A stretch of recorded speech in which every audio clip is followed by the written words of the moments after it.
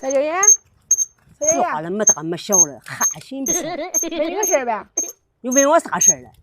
要咋给你个机会，你还叫你儿媳妇不叫了？哦，你想听真话了，想听假话了？你瞧你说那话，肯定听真的嘛，谁好听假话？要是再有机会的话，我宁愿见你打光我都不叫他信你。做啥了？你成天不是打整我路上，就是天天整我。说你还天天不是他打我的路上，都天天打我了。哼，滚吧滚吧，别哈气了，我忙的不能行啊！你要不满意了，我给你想个法吧。你给我想啥秃顶了你？你咋列个小孩，到时候你咋寻个儿媳妇，叫我给他俺俩一起整呢？我要就多少年了，你在这胡说八道呢？我多大个岁数了？滚！咦，瞧你那不满意，你知道吧？你咋打我？咋打我？我一打你！哎呀，你破了个脚，你真胆大了你，给人打我你！